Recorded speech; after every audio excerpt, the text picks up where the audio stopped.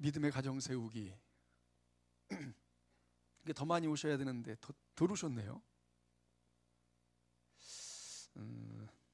그리고 또 고나시죠? 새벽기도 또 하시느라고 또 애쓰시고.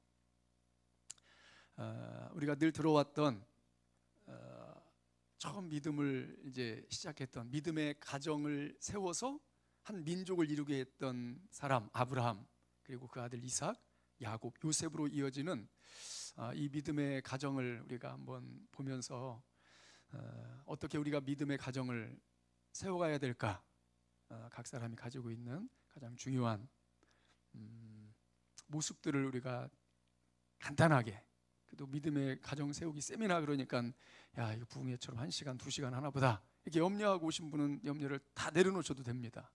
다른 때보다 더 길지는 않습니다. 수요일 편안한 마음으로 우리가 함께 믿음의 조상 아브라함을 통해서 어떻게 우리의 가정을 든든히 세울 수 있을까, 건강하게 세울 수 있을까 함께 나누기를 원합니다.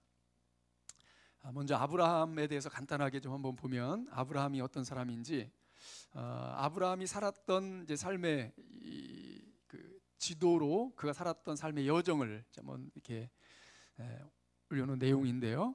저 아래쪽에 이름이 뭡니까? 여기서는 안 보이네요. 뭐라고 돼 있습니까? 맨 처음 출발하는 지역, 이쪽 우르라고 돼 있죠. 우르. 이 아브라함이 태어났을 때 노아가 있었을까요, 없었을까요? 아브라함이 태어났을 때 노아가 살아 있었을까요, 없었을까요? 그때 노아가 한 60세, 노아가 아브라함 함께 산 시간이 그 정도 되는가, 60년 정도? 그러니까 노아가 그 당시에 있었다. 이렇게, 그러니까 아주 오래된, 아브라함도 오래된 사람이라는 것을 우리가 기억해야 됩니다. 자, 이쪽 우르 쪽에서 저 위에 하란으로 이주했다가 거기서 하란 위에서 하나님의 부름을 받았고, 이렇게 부름을 받았던 하란이 이쪽 약속의 땅, 뭐 나중에 약속의 땅이 되는 거죠. 이쪽 세겜, 베델, 헤브론, 브엘세바 이쪽에 와서 이제 정착을 해서 살게 되고, 그리고 잠시 저 아래쪽 어디입니까? 애굽으로 내려온 일들이 있었죠. 흉년도 들고 또 위험을 피해서 내려온 적이 있고, 그러면서도 그가 살았던 곳은 이제 세겜, 베델, 브엘세바 이쪽 지역 중심으로 이제 살았던 것이 이제 아브라함의 삶입니다. 아브라함 가족의 가계도를 보니까 아브라함의 가계도를 보니까 아버지는 누굽니까? 아버지는 이삭, 아버지는 데라, 아내는 사라, 아들은 이삭, 손자는 야곱. 그래서 이제 손자 때에 가서 이스라엘 12지파가 나뉘어지게 되는 거겠죠. 그리고 아브라함에게는 형제가 둘이 있었는데, 한 사람은 누구요? 나홀, 또 한 사람은 하란. 그리고 이 하란한테 이제 아들이 있었는데, 그 아들이 롯이라는 아들이 있었죠. 그래서 이게 아브라함의 이제 조카가 되는 거죠. 이런 이렇게 가계도를 아브라함이 가지고 있습니다. 자, 이 아브라함을 통해서 세 가지만 같이 은혜를 나누려고 합니다. 아브라함이 가정을 세웠던 세 가지 교훈입니다. 첫 번째, 자, 제목을 읽겠습니다. 시작. 믿음의 가정으로 출발하다.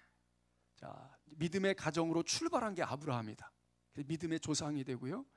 이것은 너무너무 중요한 일입니다. 자, 우리 하나님 말씀 창세기 12장 1절에서 4절까지를 다 같이 한번 읽어보겠습니다. 시작. 여호와께서 아브라함에게 이르시되 너는 너의 고향과 친척과 아버지의 집을 떠나 내가 내게 보여줄 땅으로 가라. 내가 너로 큰 민족을 이루고 내게 복을 주어 내 이름을 창대하게 하리니 너는 복이 될지라.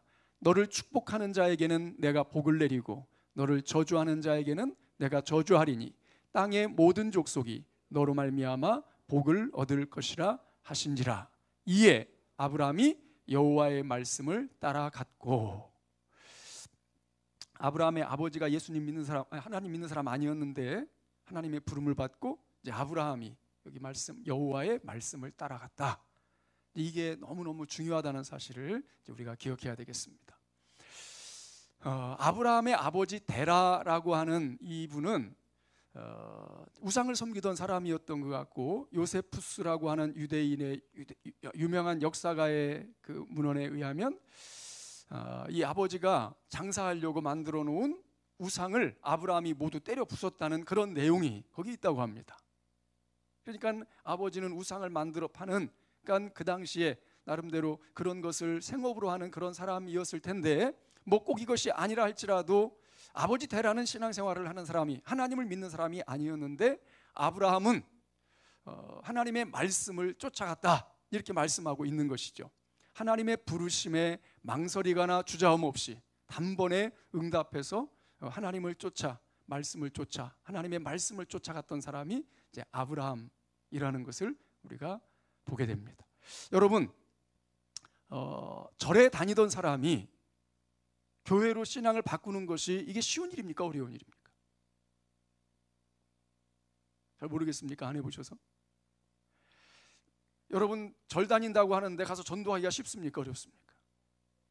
나 절 다녀요, 이렇게 얘기하면 그 뒤에 무슨 얘기를 해야 됩니까? 이게 나 믿는 게 있다니까요, 이러면 뭐라고 얘기해야 됩니까? 이게 여러분, 내가 가지고 있는 오랫동안 내려왔던 어떤 신앙, 내 나름대로의 어떤 신앙은 나름대로 그가 가지고 있는 철학이기도 하고 또 신조이기도 하고 그런 것 아니겠습니까? 그걸 가지고 있는 사람에게 하나님을 말한다, 이것은 쉽게 이렇게 바꿀 수 있는 것이 아닙니다. 참 어려운 일인데, 참 우리나라는 기적 같은 일들이 참 수없이 일어났죠. 오랜 기간 동안 불교와 유교, 그 신앙에, 그 신념에 젖어 있던 사람들에게 복음이 전파되고, 그들을 통해서 하나님을 믿고, 그리고 1대, 2대, 3대, 지금 뭐 4대, 5대까지 간 가정들도 있는 것을 보면 참 놀라운 기적들이 많이 일어난 것이죠. 근데 여러분, 처음 믿음의 결단을 하는 그 사람, 절에 다니다가 구술하다가 내가 다른 신앙을 가지고 있다가 내가 처음 결단하고 하나님께로, 예수님께로 이 믿음의 결단을 하는 것, 믿음의 가정으로 출발하는 것은 이게 쉬운 일이 아닙니다. 여러분은 어떤 계기로, 또 어떻게, 여러분이 1대입니까? 2대입니까? 3대입니까? 가장 긴 분은 얼마나 될지 모르겠습니다.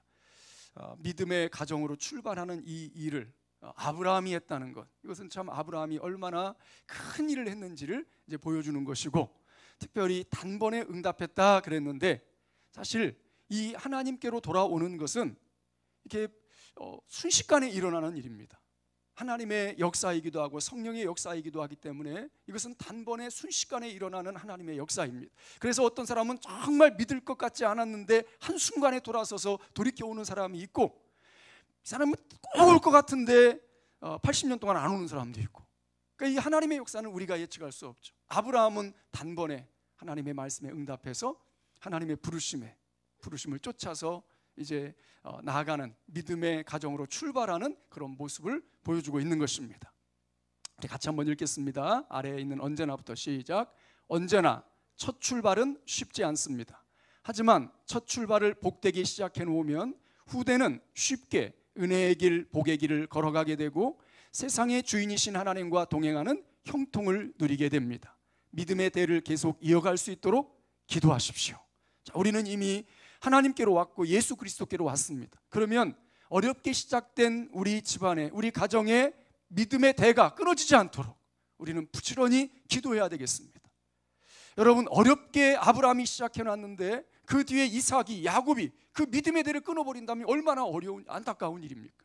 우리는 믿음의 대가 계속 이어질 수 있도록 기도해야 합니다.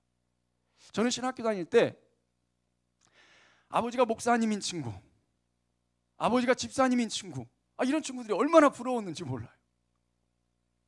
정말 부럽더라고요. 그런 친구들을 보면 제 눈에 보기엔 정말 형통하고 정말 평안한 그런 모습들이 눈에 선하게 보였어요. 그래서 늘 부러워했던 기억이 납니다. 근데 우리 아이는 신학교를 안 가고 늙었습니다. 그래서 예수님만 잘 믿으면 다행이죠. 믿음의 대를 계속해서 이어가는 것은 얼마나 중요하고 귀한 일입니까? 우리가 믿음을 지키고 다음 때에 계속해서 믿음의 유산을 물려주면 그 아이들에게 이것이 형통의 길이 된다는 것을 우리는 꼭 기억을 하고 믿음의 대를 이어갈 수 있도록 기도해야 하겠습니다. 저는 어떤 집사님이 매일 새벽마다 가족들의 이름을 부르며 기도하는 것을 합니다. 이분은 자손들이 많이 있는데 늘 기도합니다. 그리고 저만 보면 늘 아쉬워합니다. 목사님, 제가 머지않아 하나님 앞에 갈 텐데 우리 아이들 중에 반 정도는 예수 좀 믿고 반 정도는 안 믿는 것 같아요.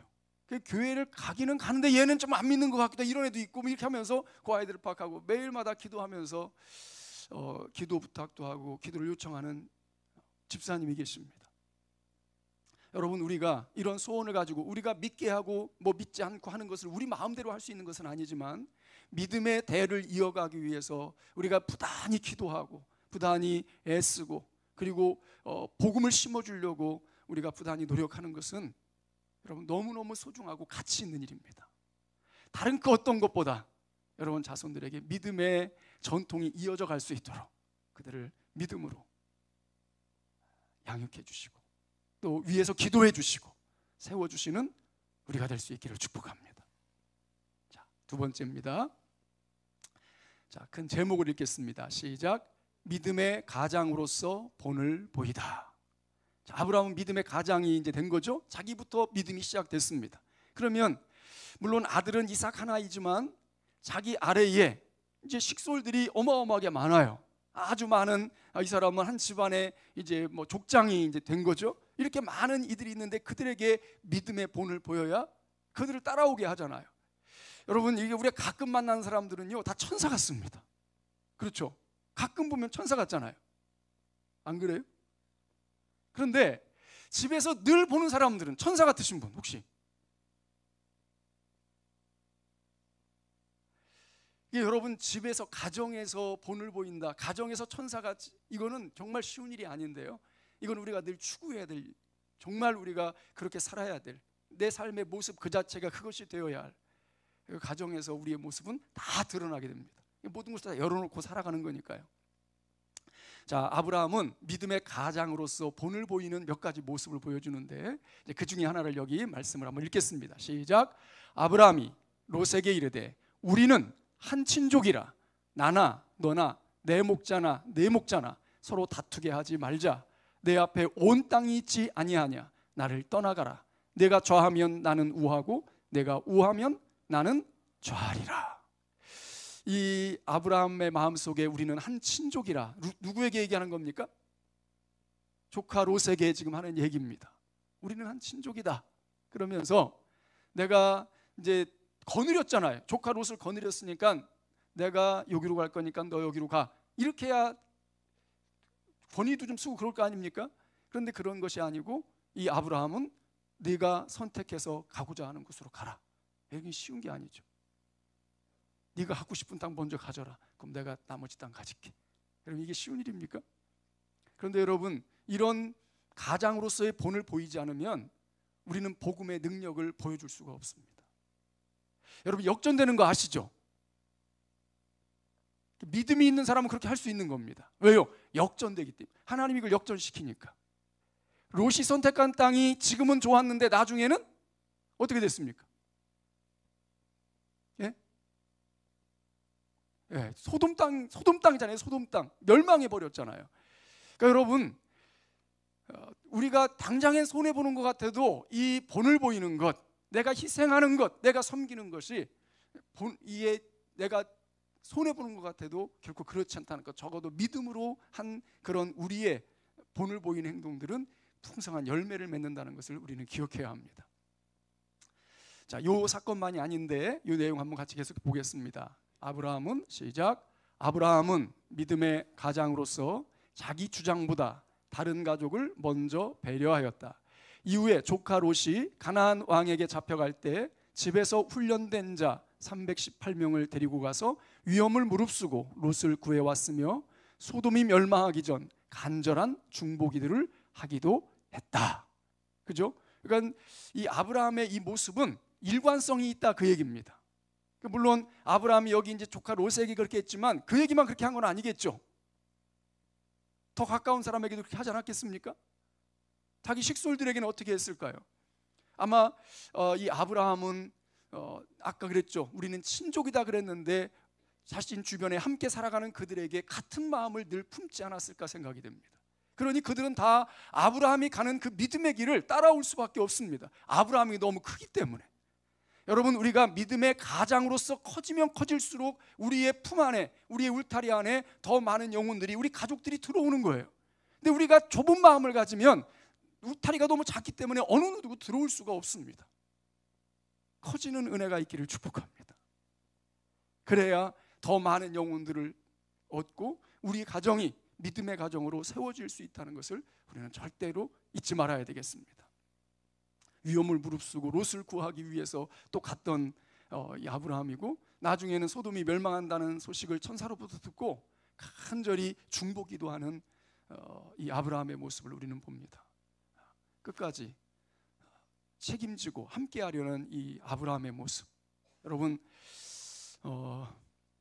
우리의 가족들, 우리의 자녀들, 지금은 이제 자녀들한테 뭘 바라는 시대가 아니고 뺏어만 안 가면 좋은 시대가 돼가고 있잖아요. 그죠?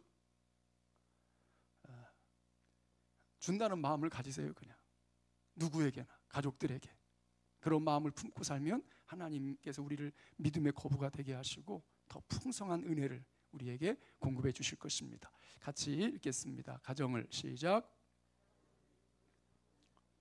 말로만 되는 것이 결코 아닙니다. 양보와 배려, 자기 희생이 있을 때 가능합니다. 사람의 말을 듣고 변하는 것이 아니라 삶과 인격을 통해 감동받고 변화됩니다. 믿음의 가장으로서 감동을 주는 삶을 사십시오. 예, 말로만, 믿음으로 세우는 것은 말로만 되는 건 아닙니다. 양보하고 배려하고 또 자기 희생이 있을 때 진정으로 믿음의 가장으로서 본을 보이는 것이고, 그리고 세워갈 수 있는 것이죠. 사람은 말을 듣고 변하지 않습니다. 제가 이제 어떤 세미나 충격적인 말을 들었는데, 목회자에게 설교가 가장 중요하잖아요. 그죠? 혹시 다른 게 뭐 더 중요한 거 뭐 있을까요? 목회자한테 뭐가 중요하겠습니까? 오늘 분위기가 좀 이상한데요. 그런데 이제 어른들은 지금도 그것을 중요하게 생각을 하는데, 젊은 청소년 세대들은 목회자의 설교를 가지고 변하지 않는답니다. 그 얘기를 듣는데 그냥 띵 하더라고요. 아니, 나는 애들을 설교를 통해서 변화시키려고 부지런히 하고 막 하는데 애들은 그거 듣고 변하지 않. 그게 설문조사를 해서 통계로 나온 수치를 가지고 얘기하는 거예요, 이분이. 그럼 뭘 가지고 변하느냐? 아이들은 교회에 와서 본다는 거예요. 그리고 자기들하고 이게 맞는지, 권위적으로 막 보면서 이렇게 하는지, 아니면 나와 함께 갈 수 있는지, 이걸 본다는 거예요. 정말 이 어른이, 이 사람이 나를 위해 주는지 이걸 본다는 거예요. 나를 정말 사랑하는지 이걸 본다고요. 지금 세대들은 다 그렇다는 것이죠. 여러분, 아무리 우리가 말을 잘해도 그것 가지고 지금은 변화되는 시대가 아닙니다. 지금 세상 사람들도요, 알 것 다 합니다. 모르는 게 없어요. 말로 해서 안 됩니다. 그런데 우리가 감동을 주면 그 사람은 변화되게 돼 있습니다. 지금의 전도 전략은 다른 것 아닙니다. 감동을 주는 삶을 살아야 합니다. 어떻게 감동을 줄 수 있습니까? 감동을 주려면 내가 희생해야 됩니다. 내 주머니를 털지 않으면 감동을 줄 수가 없어요.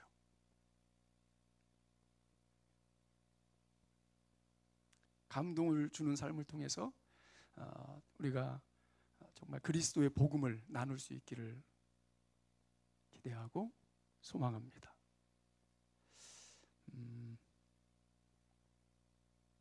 네, 세 번째로 넘어가겠습니다.